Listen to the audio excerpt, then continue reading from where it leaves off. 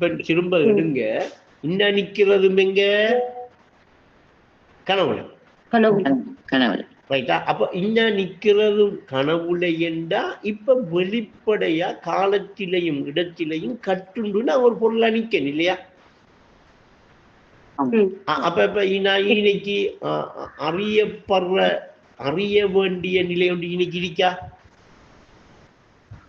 இல்ல. ஏன்னா இன்னைக்கு நான் தெளிவா தானே நிக்கணும் வந்து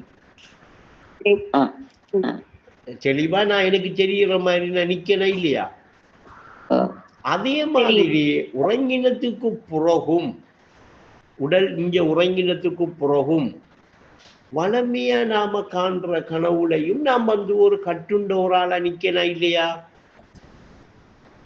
அங்க நிக்கக்குள்ளையும் அங்கேயும் நாம் ஒரு தெளிவா காலத்திலையும் இடத்திலையும் கட்டுண்டு ஒரு கட்டுண்ட பொருளாக தெரிகிறனா இல்லையா? அறியணுமா இல்லையா? அறியணுமா? அப்படி என்றா இப்ப அறியணும் எய்னிக்கென்றா ஆழ்ந்த உறக்க நிலையில் எங்கே அமைந்திருந்தாய் அறிவாயா? அப்படின்னா இந்த ரெண்டுக்கும் மத்திபத்தில இந்த கனவுல இருந்தும் உடலை மறக்கின்ற பொழுது அந்த கனவுல நின்று கட்டுண்டவரால நின்ற நான் அதையும் மறக்கின்ற பொழுது இது ரெண்டு நிலையும் மறந்த நான் இருக்கணுமா இல்லையா? மறக்கிறதுக்கு ஆள் வேணுமா இல்லையா? அப்ப மத்திபத்தில இது ரெண்டு நிலையும் மறந்து நான் இருக்கிற அந்த நிலை உணரப்படணும்டா, அந்த நிலையை அறியணும்டா, அந்த நிலை எப்படி எங்கே அமைஞ்சிருக்கு என்று எனக்கு அறிவு ரீதியாக விளங்கி கொள்ளணும்டா. ஐனைக்கு அறிவை உறங்க விடக்கூடாது. உள்ளமெனும் வீட்டினிலே உறங்குகிற உன்னறிவை தட்டி எழுப்பி விடு தம்பியங்காக. தட்டி எழுப்பி விடு தம்பியங்காக. இப்ப அந்த அறிவை தட்டி எழுப்புற வேலை தான் இப்ப நாம திக்கிர் மூலமாக செய்யறோம். இந்த திக்கிர் என்கிற இந்த தியானம் என்ன செய்யுதுண்டா, இங்க உலகமும் இல்லை உடலும் இல்லை, அப்ப லாயிலாக ஒன்றுமே இல்லை. அப்ப படைப்பிரிக்கா சிறுட்டி இருக்கா? இல்ல. இல்லல்லா என்கிற பொழுது பிரான நரம்பை விட சமீபமாக அல்லாஹ் இருக்கிறதாக சொல்ற அந்த நான் என்று இருக்கிற அந்த உணர்வை என்ன செய்யறோம்? இப்ப நாம உணர்றோம், நினைவுபடுத்துறோம், ஞாபகப்படுத்துறோம். இப்படி நினைவுபடுத்தி இப்படி ஞாபகப்படுத்தி அந்த உணர்வை நாம அல்லாஹ் என்று சொல்லி திக்ர் செய்கிறது. நம்மட அறிவை என்ன செய்யுது? உறங்கி கிடக்கிற அறிவை உறங்க விடாம தட்டி எழுப்பப்பட்டு அது விழிப்பாக அந்த உணர்வை கவனிக்குமா இல்லையா? எந்நேரமும் அந்த உணர்வை கவனிச்சுக்கிட்டு இருக்கிற மாதிரி அந்த அறிவுட நிலை மாறுமா இல்லையா? அந்த எழுப்பப்பட்ட அறிவு அந்த உணர்வை இந்நேரமும் கவனிச்சுக்கிட்டே இருக்கிறது தான் தியானம், திக்ர். அப்ப அல்லாஹ்வை நினைவுபடுத்துறது தான் மிகப்பெரிய காரியம். இப்படி அல்லாஹ்வை நினைவுபடுத்துற உள்ளமெல்லாம் சாந்தி பெறும் என்று சொல்லி அந்த உள்ளத்துக்கு விளங்குமா இல்லையா? புரியுமா இல்லையா? புரியக்குள்ள இந்த மத்திபத்தில நான் இருக்கிற நிலை என்ன செய்யப்படும்? எனக்கு உணரப்படும். அனிஸ்பாத்தியமா கரெக்டா சொல்றீங்க. இந்த உங்களோட உள்ளத்தை அங்கே இங்கேயும் என்ன செஞ்சுறாங்க? இதுதான் முறை. உணரப்படும். அப்ப உஸ்தாது சொல்றாங்க, உன்னை கொஞ்சம் நோக்காயா, உன்னை கொஞ்சம் நோக்கு, உண்மை சொல்றேன், உன்னை கொஞ்சம் நோக்காயா, உண்மை சொல்றேன் கேட்பாயா, உண்மை களிமா உன்னை ஹக்காய் உணரச் செய்யும் ஓதாயாங்க. அப்ப இங்க உஸ்தாது சொல்றாங்க உணர்வாய் என்று செல்லாம என்ன சொல்றாங்க? உணரச் செய்யுமாங்க. அப்ப இப்ப நாம இந்த உணர்றதும் இந்த உணர செய்கிற பகுதியும் நடக்கிற இடம் எய்னைக்கு இந்த நடைபெற பகுதி எய்னைக்கு நடக்க வேண்டி இருக்கன்னா இந்த மத்தியபத்தில்.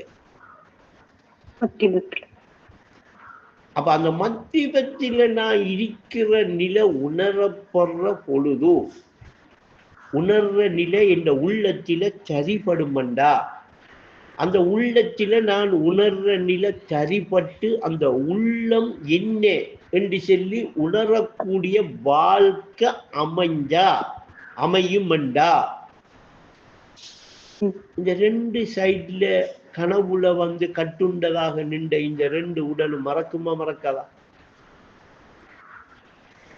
அது மறக்கிறது உடலா இருக்குமா வெறும் குரூரா இருக்குமா? அப்படி ஒரு உடல் நின்றது உண்மையா? இப்ப அப்ப உஸ்தாது சொல்றாங்க, புலனுக்கேற்ப புவியின் வாழ்வு சுளுத்தி நிலையில் மறைவதாலே மறையும் உலகு மாய்கைங்க. அப்ப அப்படி மறைகிற உலகும் மாய்கை என்றா அந்த உலகத்துல கட்டுண்டு ஒரு உடல் என்று நின்றது மாய்கையா இல்லையா? அதையும் சொல்றாங்க, உடலை நான் என்று உணராதே, உடலும் மாய்கை தான் மறவாதேங்காக.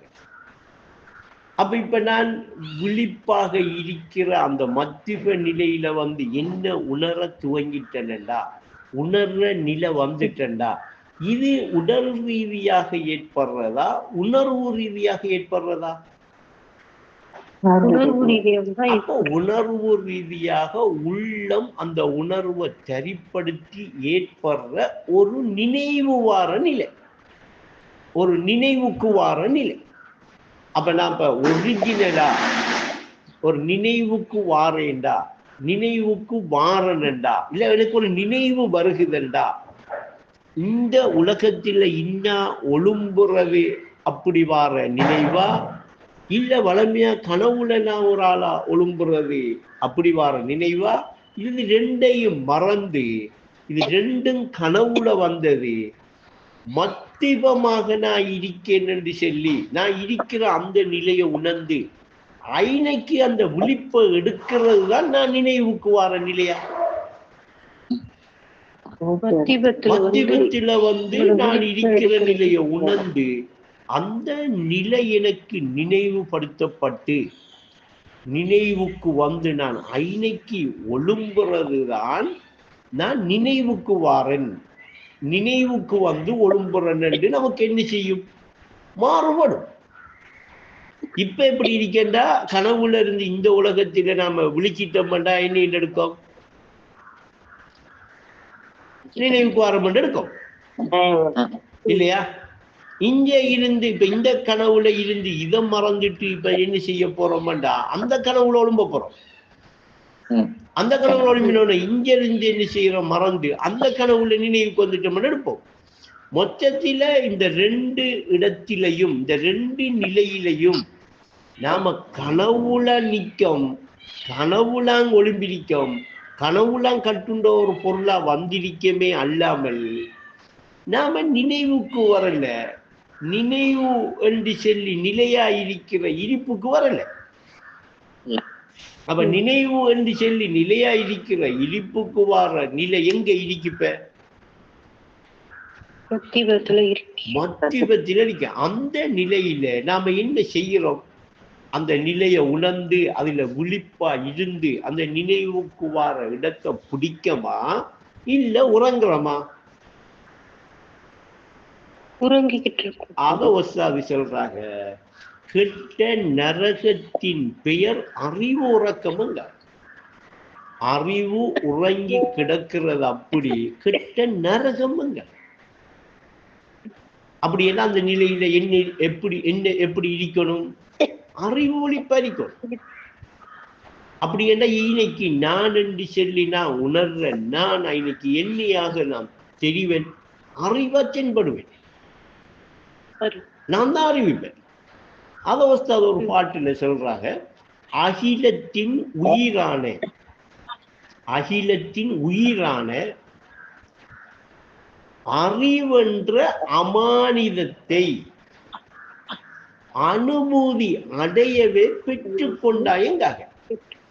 அப்படி என்ன நாம என்ன செஞ்சிருக்கோம்னா அந்த அகிலத்தில் உயிராயிருக்கிற அறிவை அனுபூதி அடைகிறதுக்கு அமானிதமா என்ன செஞ்சிருக்கோம், அல்லாஹ் கிட்ட இருந்து பெற்றிருக்கோம். அப்ப அந்த பெற்றிருக்கிற அந்த அறிவு தான் இப்ப உறங்கி கிடக்கு. அப்படியே உறங்கி கிடக்கிற அந்த அறிவை தட்டி எழுப்பி அந்த மத்தி பற்றில நான் நினைவாகவே நிச்சயமாகவே இருக்கிற அந்த நிலையை உணர ஆரம்பித்தா, உணர்ற இடத்துக்கு இந்த உள்ளம் வந்தா, இந்த உள்ளம் உணர்ற நிலைக்கு வரக்கூடிய பக்குவம் ஏற்பட்டா அந்த அகிலத்தின் உயிரான அந்த அறிவு என்ற அந்த அனுபூதியை அடைஞ்சிக்கிட்டே இருப்பேன். அந்த நிலையை அடையக்கூடிய பக்குவம் எனக்கு ஏற்பட்டுக்கிட்டே இருக்கு. அப்படி ஏற்பட்டுக்கிட்டு இருக்கக்குள்ள நான் இப்ப செத்து போறாளா, மரணிக்கு போறாளா, மையச்சா? அப்ப மரித்தோராக இருந்த ஆட்களுக்கு இப்ப என்ன செஞ்சிருக்கு? உணர்வை கொடுத்து, பிரகாசமான அறிவை கொடுத்து அவர்களை எழுப்பி உங்களுக்கு மத்தியில நடமாட விட்டிருக்கிறோம்ங்கிற விஷயம் இப்ப விளங்குதா? அப்ப இப்ப ஏனைக்கு இப்ப நம்மள இடிப்பு இடிக்கி இன்னும் வந்துகிட்டு இன்னும் இப்ப நான் ஒரு ஆள் இருக்கேன் இருக்கிறது நிஜமாக இருக்கிற இருப்பா, கனவுல வந்து உட்கார்ந்துகிட்டு இருக்கமா? அப்படி கனவுல வந்து உட்கார்ந்துக்கிட்டு இந்த கனவு வாழ்க்கை என்று தெரியாம இதை நிஜமன நம்பிக்கிட்டு இந்த உடலை நிஜமன நம்பி வாழ்ற எல்லாரும் எங்க வீழ்றாளாம்? நரகத்துல விழுறாள். அப்படி இதை கனவண்டு நம்பி இதை இந்த உடலை நிஜமண்டு நம்பாம இது நிழல் நான் என்று சொல்லி உணர்ந்து நித்தியமாக நிலையாயிருக்கிற அந்த மத்திபத்தில இருக்கிறது தான் என்னுடைய இடிப்பண்டு உணர்ந்தா, உணர்ற நிலைக்கு வந்தா அவங்க எங்க போவாங்க? ஜன்னத்துக்கு போவாங்க. இப்ப ஜன்னத்துக்கு போற வழி எங்க? மறுமையிலேயா இருக்கு, இம்மையிலே இருக்கா? அப்ப என்ன தயக்கம் போறதுக்கு? ஜன்னத்துக்கு போத்தானே அங்க ஆசை இல்ல இருக்கும். அப்ப ஜன்னத்துக்கு போற வழி நாளைக்கு நாளண்டைக்கு 400 வருஷத்துக்கு அப்புறம் இருக்கின்றதானே நாம கொஞ்சம் யோசிச்சுட்டு இருக்கணும்.